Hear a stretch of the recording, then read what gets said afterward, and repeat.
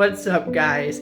It's Austin. I'm here to interview these scientists about photosynthesis. I'll get them to introduce themselves. I'm Alexis Exner.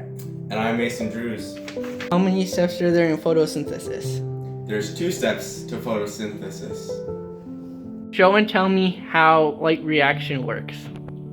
The H2O comes into the cell and then it gets ripped apart into electrons, hydrogens, and a singular oxygen.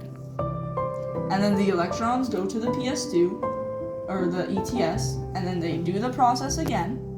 And then the oxygen hangs out here until it bonds with another oxygen.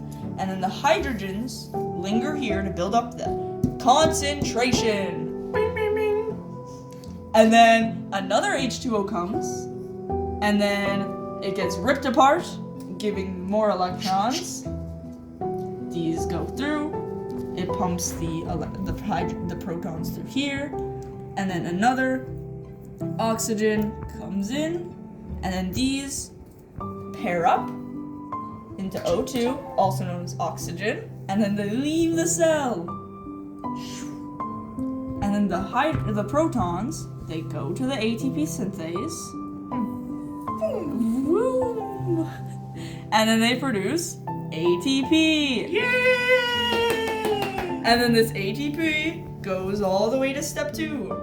Woohoo! First, the electrons at PS2 get energized by the lights, and then they go to the cytochrome and start pumping and energize the cytochrome, giving it energy to pump the protons through.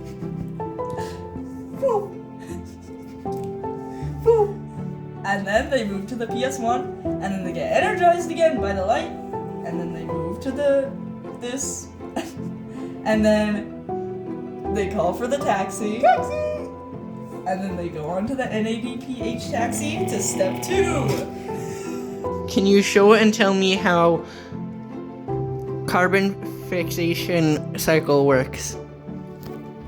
So 15 carbon is needed. 3 carbon dioxide is introduced, and that starts the endothermic reaction, which produces 1 G3P. Then, while the cycle is regenerating, another endothermic reaction happens, and it repeats the process, making another G3P. Once 2 G3Ps is created, it makes a glucose. And the ATP and NADPH come from step 1, which is the light reaction.